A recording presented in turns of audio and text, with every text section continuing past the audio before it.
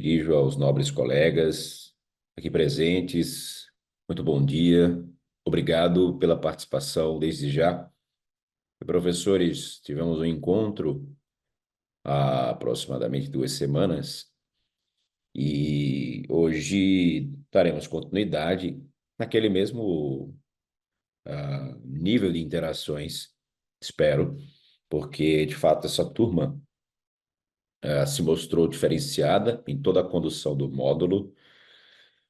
Nós invertemos a ordem nesta disciplina, ou seja, tivemos aquele encontro em Cascavel e ali a oportunidade de conduzir alguns exemplos práticos na sala de musculação.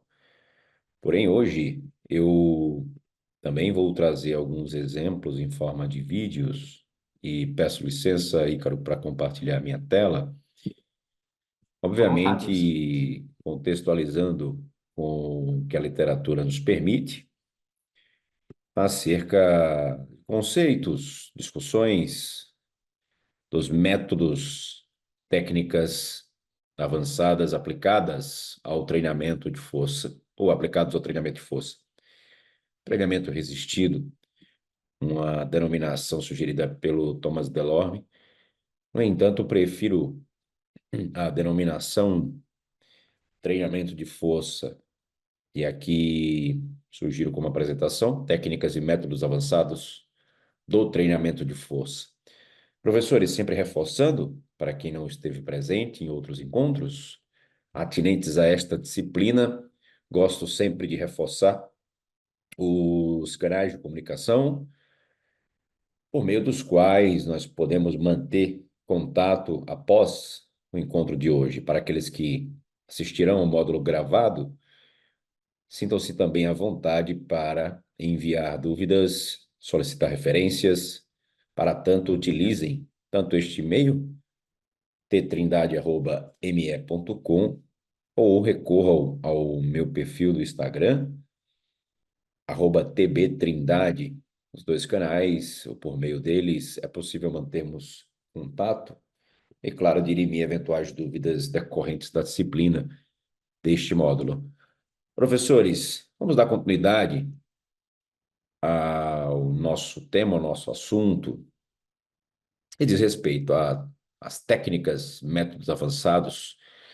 Eu não sei se vocês recordam, mas no último encontro eu fiz questão de propor essa divisão didática para o nosso módulo. Ou seja, eu denominei método todo ou toda estratégia que compreende a combinação de variáveis da prescrição. E aqui, desde já, eu faço menção a este livro do professor Belmiro. Não sei se vocês conseguem enxergar na tela, deixe-me ver. Sim, agora sim. Este livro, do professor Belmiro, talvez seja o que temos de melhor referência, pelo menos no que tange à discussão e divisão didática dos métodos avançados de treinamento de força. Então, o professor Belmiro ele trata de reunir, resumir o que a literatura discute e o que a literatura ainda não contempla acerca dos métodos avançados. Porque, professores, desde já nós precisamos entender que métodos avançados de treinamento de força, métodos avançados de treinamento de força ou aplicados à musculação, partem de proposições anedóticas. O que isso quer dizer? Alguém, algum treinador, um atleta, vem desenvolvendo um programa de treinamento, via de regra de longo prazo. Em um determinado momento, este treinador ou este atleta, ou ambos, pensam o seguinte: ora, eu já não obtenho mais progressos tão significantes quanto alcançava no passado. Então, vamos tentar manipular as variáveis da prescrição, volume, intensidade, pelo número de séries, pela distribuição do treinamento ao longo da semana, velocidade de execução, tempo de repouso, e verificar se essa estratégia implica algum progresso adicional. Ou seja, se essa estratégia é suficiente para romper platôs, os platôs observados. Observados por quem? Pelo próprio atleta, pelo treinador. Então, a partir dali, a partir daquele ambiente, como eu disse, surge uma proposição anedótica. Absolutamente, eu não diria absolutamente, porque ela é pautada em alguma coerência sob o ponto de vista do treinador e do atleta, mas desprovida de uma fundamentação teórica que respalde exatamente aquela combinação de variáveis. No sentido de dizer, olha, se eu combinar as variáveis da prescrição, exemplo, se eu trabalhar com a carga de 70% de uma repetição máxima e descansar 40 segundos entre uma série e outra até a falha, depois 30, depois 20, depois 10, eu terei o melhor resultado do que conduzir essas séries e respeitar intervalos fixos de 1, 2, 3 minutos. Não existe essa comparação quando o método é idealizado. Então, vocês entendem que o método precede as investigações científicas. Se eu, por exemplo, imaginem, nós estamos reunidos numa sala e a partir de hoje digo assim, nessa disciplina, olha, professores, eu desenvolvi um método avançado de treinamento de força. Quero compartilhar com vocês. Qual é o nome do método? O nome do método é curto-longo. Professor, como funciona? Funciona da seguinte forma: você vai eleger um grupo muscular e vamos estimular esse músculo ou este grupo muscular em dois exercícios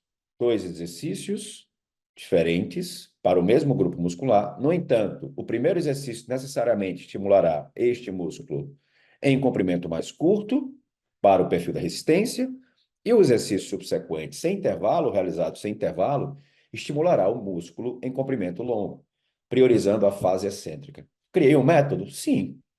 A coerência?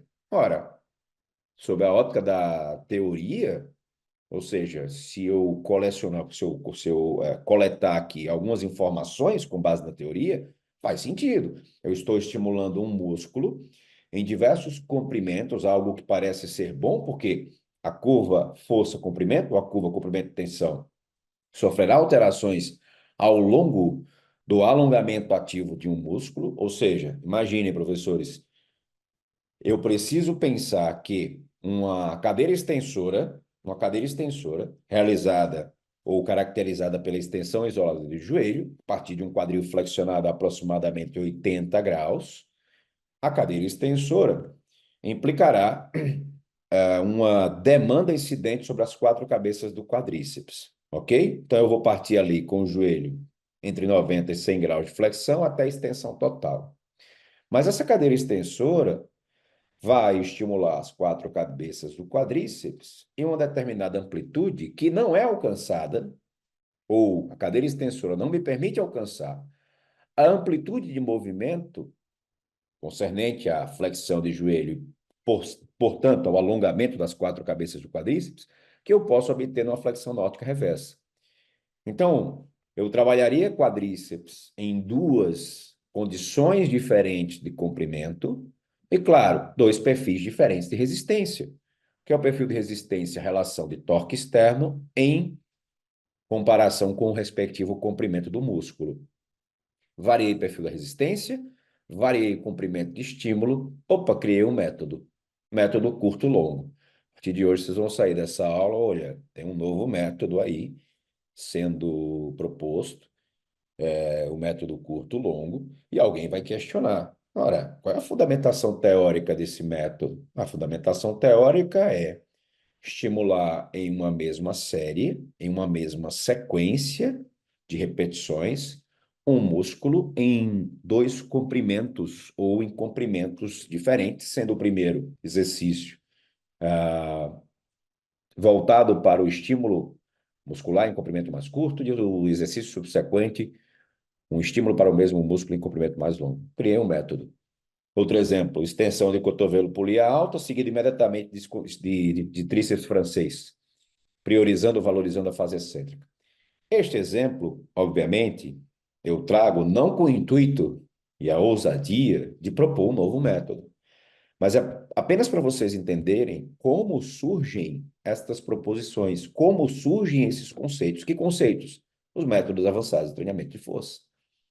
Então, ao longo da nossa história, nós tivemos várias estratégias sendo propostas, via de regra por treinadores, treinadores conhecidos, treinadores respeitados, treinadores com um poder de influência sobre atletas e praticantes de musculação, e estes métodos aos poucos, e alguns deles, eu diria a minoria, alguns deles foram levados ao laboratório, com o intuito de propor uma investigação sobre os seus efeitos. Inicialmente, professores, essa investigação acerca dos efeitos decorrentes do emprego do método ou dos métodos se deu a partir de observações de desfechos agudos. Então, nós temos mais um problema. Ou seja, o primeiro problema, me perdoe se o termo é inapropriado, mas um primeiro problema é exatamente a ausência de fundamentação teórica para preceder a criação de um método. Ou seja, primeiro surge o método para depois se discutir a viabilidade, a pertinência teórica da estratégia. Então, esse é o primeiro problema. O método não deriva da teoria. A teoria que discute o método, na verdade, vem depois, no sentido de dizer, olha, isso aqui realmente funciona, serve de algo, traz algum benefício adicional. Então, esse é o primeiro problema. O segundo é que, com o advento dos métodos, e professores, métodos não é algo novo. Métodos, na verdade, vem ali do final dos anos 1800, com Eugene Sandel, primeiramente considerado fisiculturista, mas, na verdade, ele se apresentava em circos, espetáculos, como em razão do seu físico diferenciado e atribuída ou reportada à época do Eugene Sandel, o método exaustão. O que é o método exaustão? É levar uma série até a falha. Então, é um método registrado há muitos anos. Porém, hoje, ainda faz sentido em alguns programas de treinamento, ou seja, incluir essa prescrição, levar uma série até a falha. Isso faz sentido e soa, digamos que familiar para muitos de vocês. Mas foi considerado um método há muitos anos, quando nós não tínhamos ali qualquer referência, pelo menos registrada na literatura. Um outro método que podemos pontuar ao longo da história, em 1941, o Thomas DeLorme era primeiro tenente do exército americano e trabalhou no atendimento de soldados feridos da guerra. Então, naquela ocasião, o Thomas DeLorme passou a levar o treinamento de força aos programas de reabilitação. Ele era ortopedista, cirurgião, e passou a levar o treinamento de força à musculação, e perceba, ele o fez enquanto médico ortopedista e entusiasta do treinamento de força. Ele levou a musculação porque era praticante de musculação, era um entusiasta da musculação, e por que não levar para uma tentativa ou uma intervenção voltada para soldados feridos na guerra. E ali, o Thomas DeLorme propunha o que seria hoje algo muito parecido ao método crescente, ou pirâmide crescente, a adição gradativa de intensidade ao longo das séries. Uma primeira série com 50% de uma repetição máxima, por exemplo, uma segunda série para 10 repetições com 66%, citando aqui o relato que o Belmiro traz no livro, 66% de uma repetição máxima e 60% de uma repetição máxima, e a terceira série conduzida até a falha, portanto, para 10 repetições máximas. Ali eu tenho, percebam, uma caracterização de método crescente, mas que na época se encontra absolutamente desprovida de qualquer fundamentação teórica. Ou seja, eu não sei se conduzir as 3 séries naquela época, imaginem. Eu não sei se conduzir as 3 séries com 50% de 10 repetições máximas. Perdão, eu falei uma repetição máxima, mas me referi a 10 repetições máximas, aquela carga. Eu não sei se conduzir 3 séries com 50% de 10 repetições máximas. Imagina, o indivíduo realizava ali 10 repetições com 100 quilos no supino. Conduzia a primeira série com 50 quilos, conduzia a segunda série com 60 quilos e somente na terceira série colocava os 100 quilos para buscar a falha.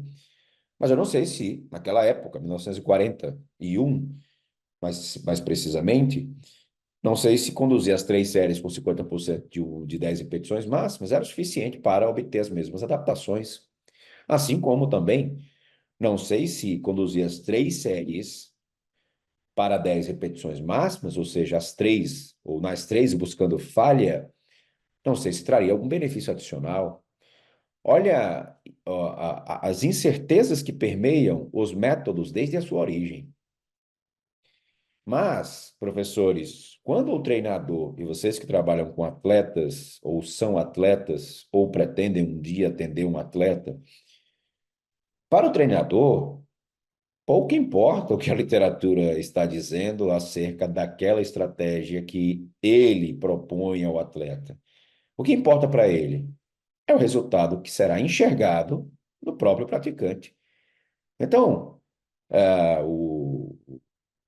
o Delorme não, mas um Arthur Jones, por exemplo, que será citado, mencionado na disciplina de hoje, embora entusiasta da biomecânica, entusiasta da musculação e exímio conhecedor, que é um grande conhecedor da biomecânica aplicada à musculação, o Jones, na época, 1970, ou anos 1970, não tinha noção das discussões que nós hoje temos à disposição e ainda não são fartas. Na verdade, são incipientes. Como dizia, um segundo problema é a utilização de desfechos agudos para discutir a pertinência de um método avançado. Então, imagina, eu vou investigar aqui o método pré-exaustão. Vou citar pré-exaustão, até me referindo ao Arthur Jones, que foi o, o autor que hipotetizou e registrou o método pré-exaustão em um dos boletins da Nautilus. Os boletins da Nautilus ainda podem ser encontrados, como disse já, à disposição para venda. Então, os boletins da Nautilus vocês encontrarão ali as ideias do Jones desenvolvidas naquela época, nos anos 70, ou nos anos 1970. E quando você lê os boletins da Nautilus, percebe alguém muito à frente do seu tempo. No caso, o Jones, o saudoso Arthur Jones.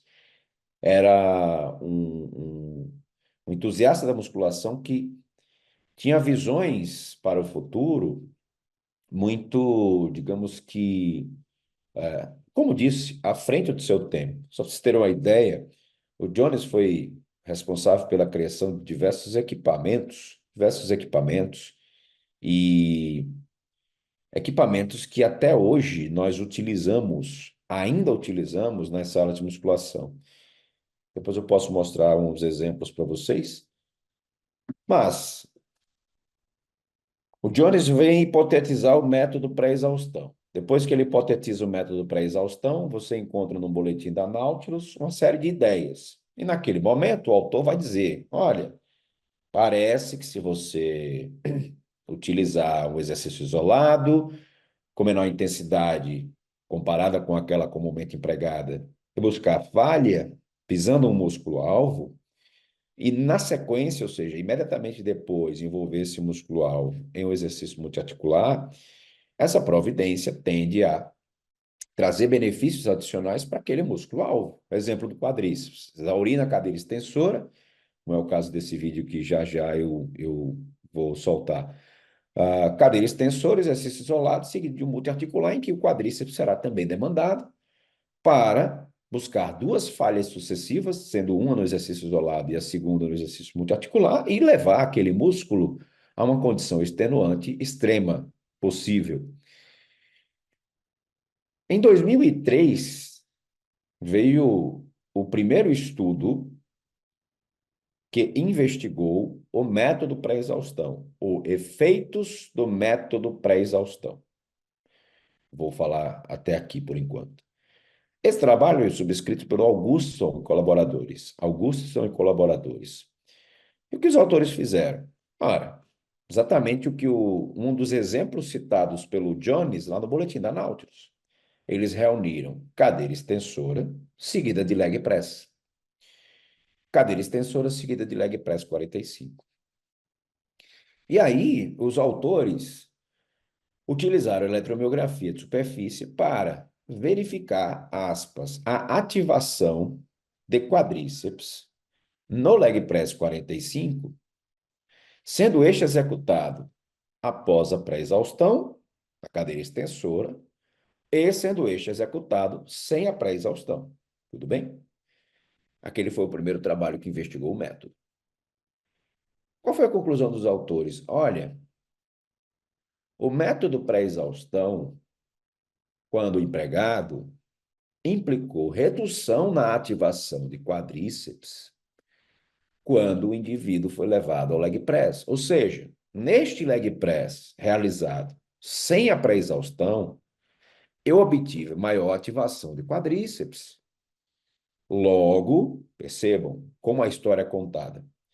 Logo, a pré-exaustão não traria benefício adicional. Na verdade, a pré-exaustão poderia ser contraproducente. E por quê? Entendam a interpretação da época. Por que poderia ser contraproducente? Porque enseja redução na ativação de quadríceps durante a execução do exercício multiarticular.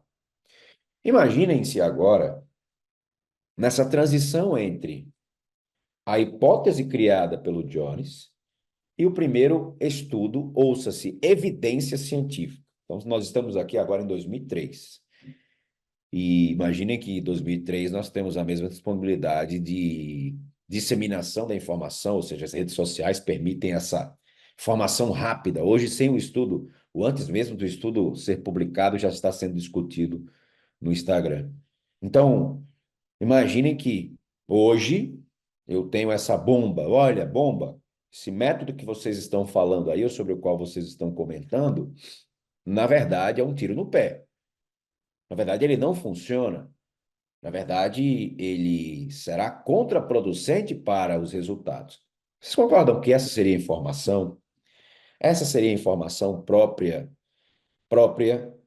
daquela época. Ou seja, eu utilizei um instrumento, a eletromiografia de superfície, para avaliar a ativação e percebi que o método ensejou queda de ativação muscular, no músculo-alvo. E qual é o problema? Anos depois, outros trabalhos foram produzidos, inclusive por brasileiros que produziram trabalho realizados com eletromiografia de superfície, verificaram queda de ativação e argumentaram que o método para exaustão era algo contraproducente porque ensejava queda de ativação. Eu fui testemunha. Então, eu me deparei com essa afirmação. Só que, professores, qual o problema ao qual me referia, o segundo? Muitas vezes, ou eu diria, arriscaria, na maioria das vezes, nós discutimos métodos avançados com base em desfechos agudos, ativação muscular, inchaço muscular,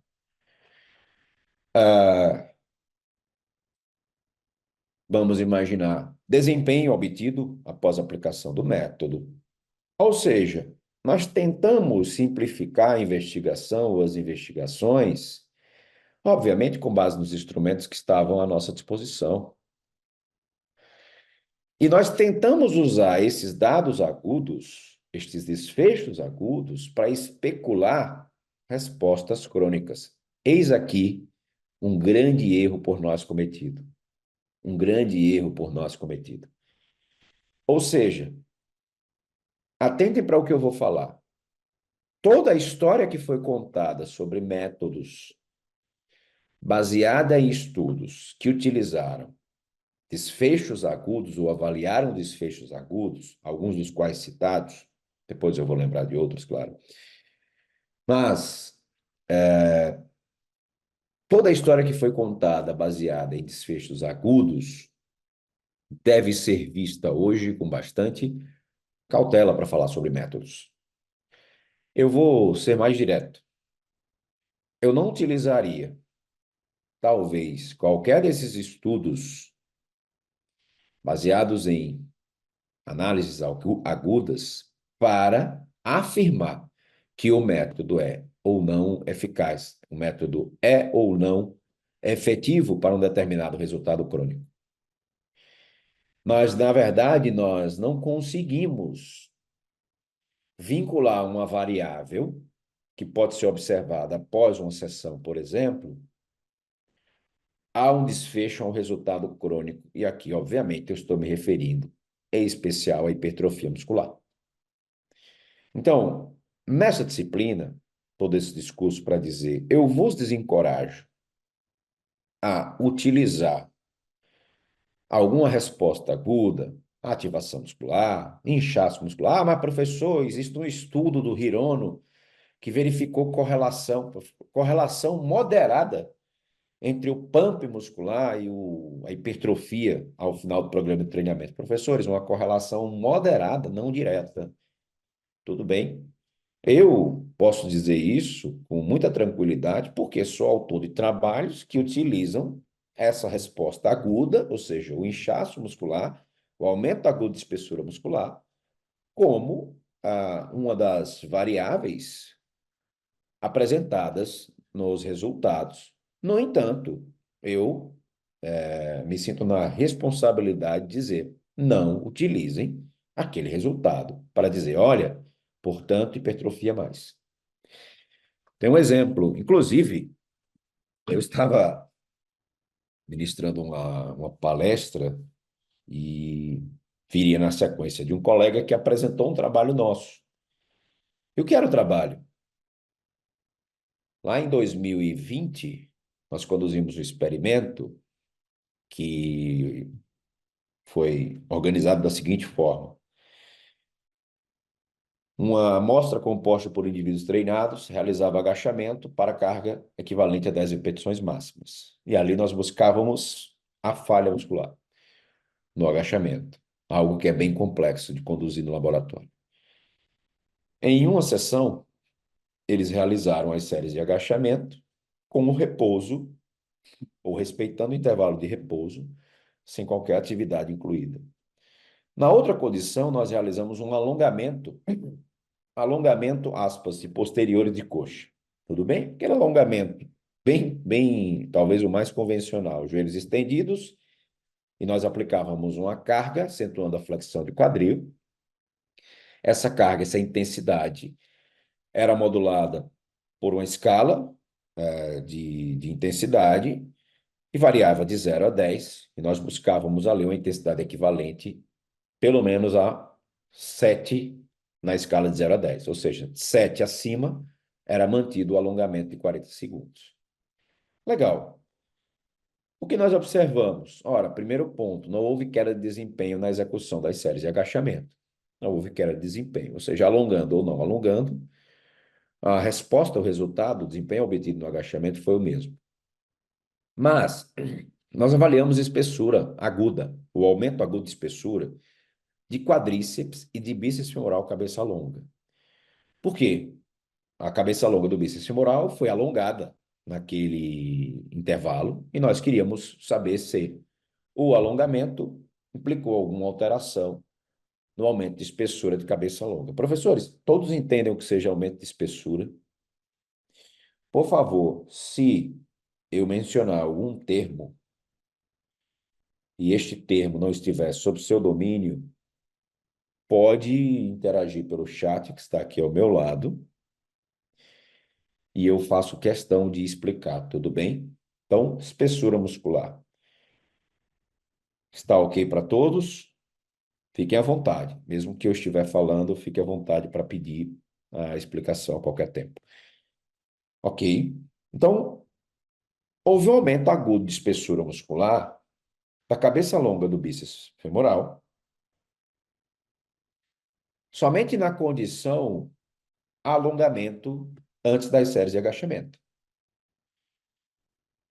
Então, olha, quando alonguei aspas posteriores de coxa, observei após a sessão essa caracterizada ou conduzida tão somente para séries de agachamento, quando alonguei posteriores de coxa, observei aumento da espessura, portanto, logo após a sessão, da cabeça longa de bíceps femoral.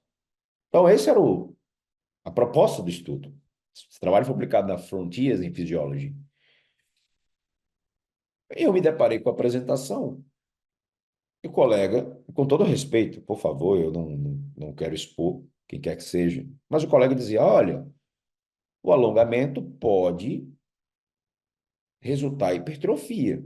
Um exemplo é o alongamento de antagonista, que favoreceu a hipertrofia do antagonista, mesmo que ele não tenha sido estimulado na sessão diretamente. Claro que aquela situação causou um desconforto da minha parte, e eu jamais vim no sentido de corrigir o colega em público, jamais.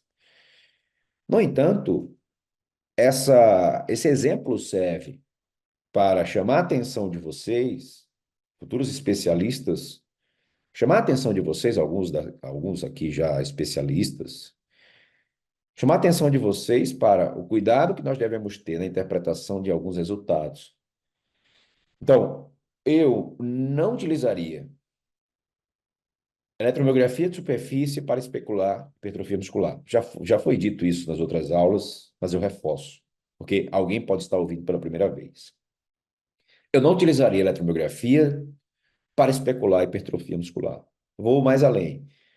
Se o exercício A, exemplo, se a elevação de pelve resulta maior ativação de glúteo máximo, coloco lá um eletrodo no glúteo e vou realizar a elevação de pelve. Depois, coloco a mesma amostra com eletrodo no mesmo ponto do glúteo máximo e realizo o agachamento. A elevação de pelve apresenta maior ativação, ou enseja, maior ativação de glúteo máximo. Ok.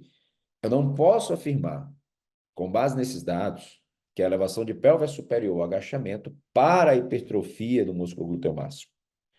Inclusive, o exemplo que eu estou usando aqui é exatamente o que os autores daquele trabalho, Daniel Plotkin e colaboradores, publicado no ano passado, 2023, propuseram. Só que lá, digamos que de forma muito providencial, eles conduziram o experimento agudo, ou seja, avaliaram a ativação, comparando o agachamento à elevação de pelve. E, de fato, a elevação de pelve favoreceu ou implicou maior ativação de glúteo máximo,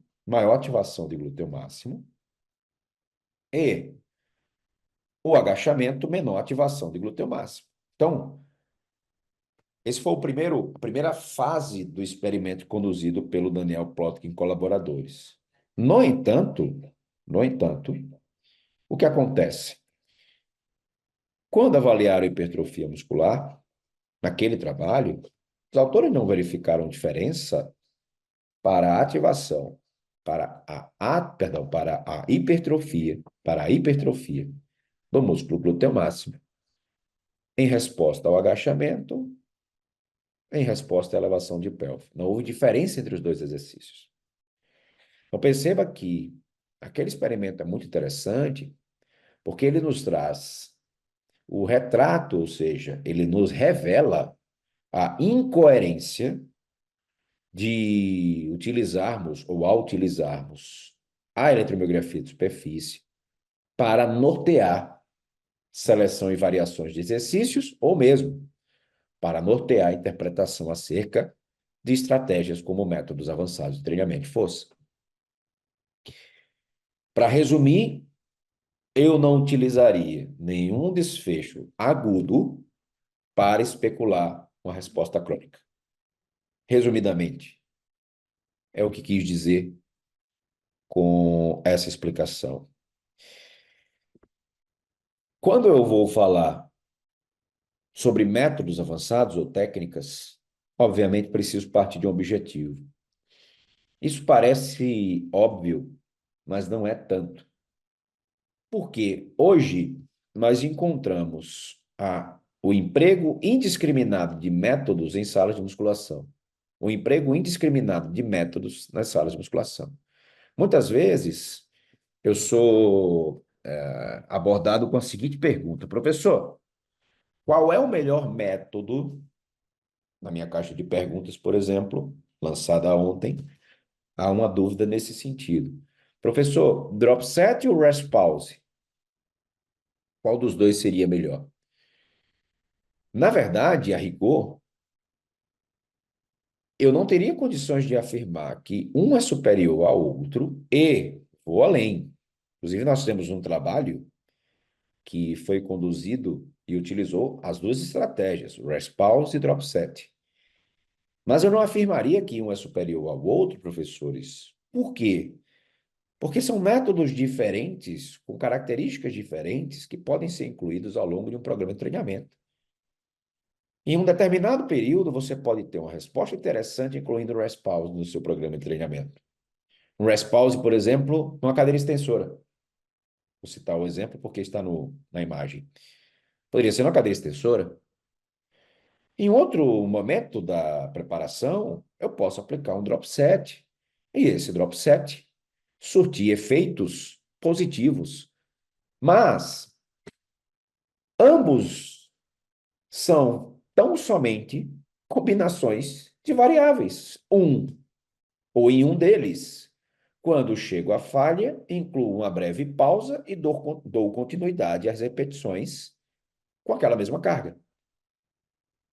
Posso repetir essa providência, ou seja, imagina, obtive falha em 11 repetições. Breve pausa de 5, 10 segundos. 5, 10 segundos, ou o que for necessário para buscar um número significativo de repetições adicionais. Imaginemos que eu dei ali 8 segundos de intervalo. Essa praticante atingiu mais, ou conseguiu obter mais 7 repetições, executar mais 7 repetições. Posso modular o intervalo. Ah, não são 10 segundos fechados. Ih, caramba, eram 10 segundos, você descansou 8, queimou o método. Não é assim, professores. O método visa propor ou promover um estresse fisiológico, além do que é buscado ou vem sendo obtido durante o programa, realizado de forma convencional. E aí imaginemos, atingir uma nova falha em 7 repetições. Opa, primeira série, 11 repetições, breve pausa de 8 segundos, 7 repetições. Vou propor uma nova pausa. Posso parar ali nas 7? Posso. Posso dar continuidade? Posso. Propor uma nova pausa. Poxa, agora eu vou descansar 6 segundos. Vamos tentar aqui superar, me dar mais 4 reps, ou busca o máximo que você puder. E imagina nesse terceiro bloco, ela executa mais 4 repetições. É um método caracterizado pela inclusão de breves pausas após a falha concêntrica, no intuito de buscar repetições adicionais. No drop set, mesmo exemplo, mesma carga, falhou em 11. Eu não vou incluir a pausa, mas vou propor uma redução de carga. Então, reduzo a carga, imagina, 11 repetições, ela realizou com 80 quilos. Desci a carga para 60. E aqui no drop set, não adianta dizer, ah, não, mas a redução é de 5%, é de 10%, é de 20%, porque vai depender do exercício, vai depender do praticante. Em alguns praticantes, ou com alguns praticantes, professores, estou dizendo isso porque nós conduzimos vários experimentos com métodos e mais, eu atendi e acompanhei indivíduos treinados aplicando métodos.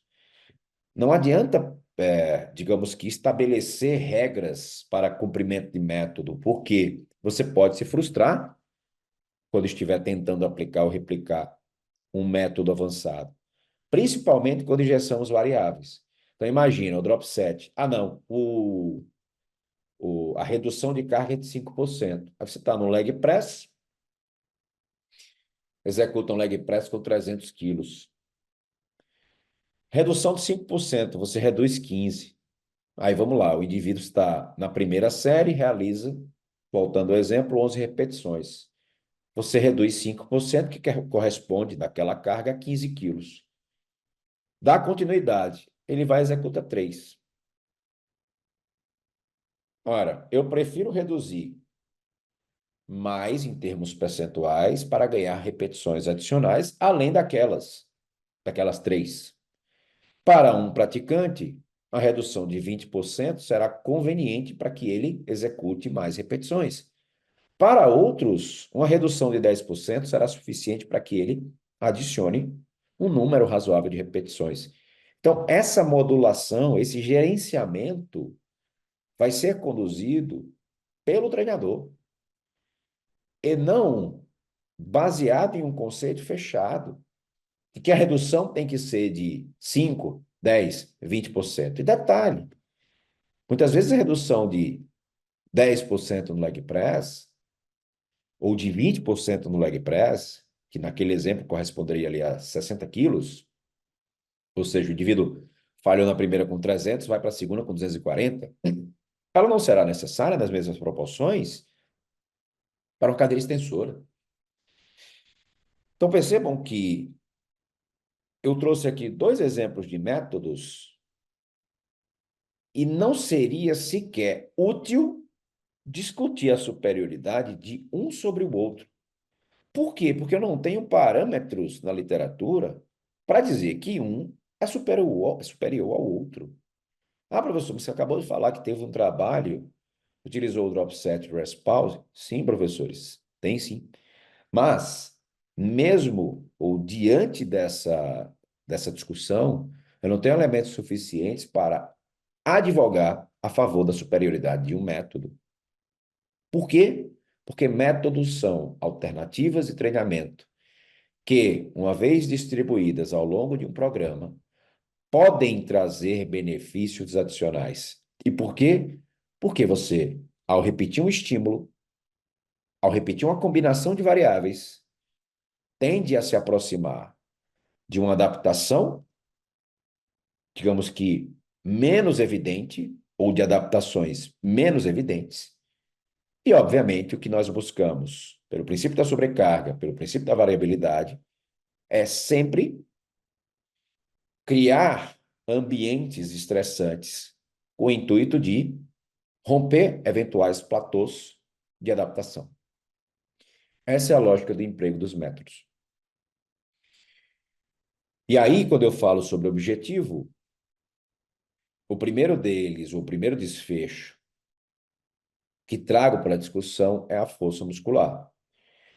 Porque eu posso, sim, durante um período do meu programa de treinamento do meu atleta, estar preocupado em aprimorar a força. Por que preocupado em aprimorar a força, desenvolver força muscular? Ora, porque se esse atleta me apresenta um desenvolvimento da força ou a capacidade de desenvolver força em um determinado exercício, quando buscar protocolos mais voltados, aspas, para hipertrofia muscular, exemplo, no supino, se eu crio uma base, eu desenvolvo uma base para o aprimoramento da força no supino, nas séries, ou no momento em que eu propuser séries de 8 a 10 repetições máximas, o que ele executava 8 a 10 com 100 quilos, após essa fase de aprimoramento da força, pode ser executada a mesma janela de repetições, 8 a 10, com 105, com 110. Ou seja, eu posso, para uma maior carga absoluta, executar o mesmo número de repetições. Ou posso executar o maior número de repetições para a mesma carga absoluta. Então, a base de desenvolvimento da força, embora eu já tratei, eu agora falando como profissional que atende na sala de musculação.